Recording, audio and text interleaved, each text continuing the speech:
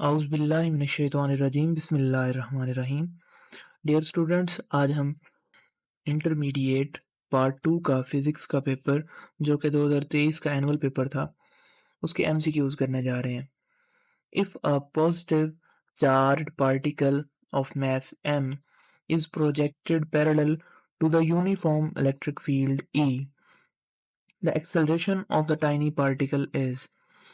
अब याद रखें कि हमें पता है कि फोर्स बराबर होती है मास इंटू एक्सेलरेशन के, और चार्ज पार्टिकल पर जो फोर्स लग रही होती है कूलम्स फोर्स वो बराबर होती है क्यू इंटू इलेक्ट्रिक फील्ड के। तो यहाँ से मास को आप लोग इधर डिवाइड कर दोगे तो आपके पास एक्सेलरेशन की आंसर आ जाएगा क्यू ई ओवर एम।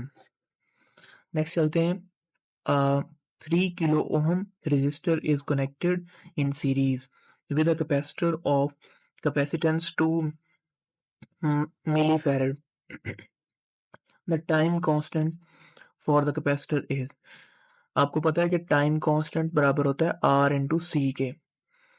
तो यहाँ पर रेजिस्टेंस है 3 किलो ओम जबकि ये है 2 मिली फैरेड।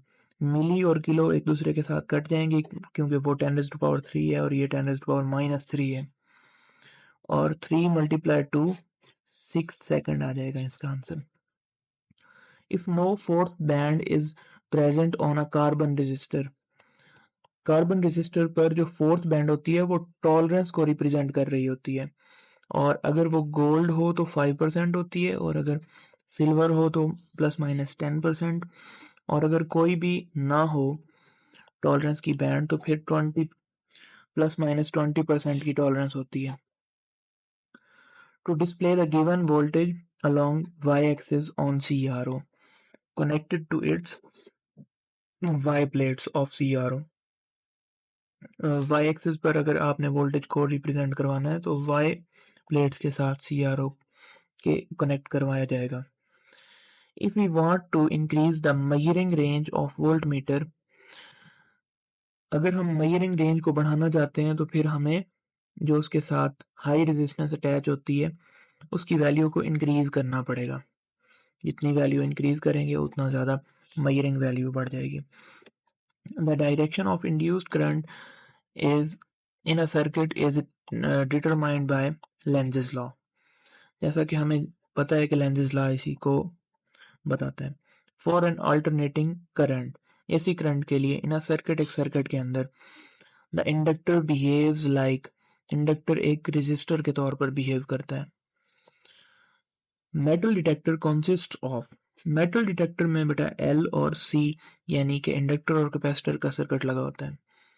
याद रखें कि कुछ बच्चे आर एल सी लगा के आते हैं जो कि गलत है। At high frequency R L C series circuit shows behaviour as, R L C series circuit high frequency पर कैसा बिहेव करता है। देखें बेटा, जब हाई फ्रीक्वेंसी होगी तो उस वक्त एक्स एल की वैल्यू ज्यादा होगी, यानी कि इंडक्टर एज अ ज्यादा रेजिस्टेंस रिएक्टेंस प्रोवाइड करेगा। तो हमारे पास R L C circuit as a R L circuit behave कर रहा होगा। High temperature superconductor behave as a critical temperature greater than, high temperature superconductor वो होते हैं जिनका क्रिटिकल टेम्परेचर 77 केल्विन से ज्यादा हो। In operational amplifier as a comparator when V negative is greater than V positive, जब V नेगेटिव ग्रेटर होगी तो याद रखें जो आउटपुट होगी ना वो -VCC के बराबर होगी, और जब V पॉजिटिव ग्रेटर होगी तो फिर ये वाला आंसर आएगा। The SI unit of current gain, current gain beta का SI यूनिट कोई नहीं होता, no units. Which photon of light has least energy, इसमें से कम एनर्जी उसकी होगी जिसकी वेवलेंथ सबसे ज्यादा होगी। The rest mass of photon, photon का रेस्ट मास हमेशा 0 होता है। एक्सरेज आर, एक्सरेज क्या होते हैं, ना ये प्रोटॉन होते हैं न्यूट्रॉन, ना ये इलेक्ट्रॉन, बल्कि ये होते हैं हाई एनर्जी फोटॉन्स। और इसके बाद heat produce due to fission reaction taking place in the core of nuclear reactor is about 500 degree Celsius. ये 500 डिग्री सेल्सियस होती है। Subatomic particles are divided into, subatomic particles को पहले पुरानी books में थ्री हिस्सों में divide किया गया था, 3 टाइप्स में डिवाइड किया गया था, जिनमें एक होती थी हेड्रॉन, दूसरी लेप्टॉन और थर्ड होती थी फोटॉन। जबकि न्यू बुक्स के अंदर क्या है कि हम हेड्रॉन, लेप्टॉन और जैसा कि मैंने आपको पढ़ाया था फोटॉन की जगह पर अब हम हिग्स बोसॉन और गाज बोसॉन को रख रहे होते हैं। तो इसी वजह से इसका ऑप्शन 3 भी ठीक है और 4 भी ठीक है। इसको उन्होंने की के अंदर भी मैं आपको दिखा देता हूँ, उन्होंने इसको दोनों को सही किया हुआ है। ये देखें यहाँ पर इसकी की दी हुई होती है, तो ये दोनों को ही ठीक किया हुआ है। उम्मीद है कि आपको ये एमसीक्यू समझ आ गए होंगे।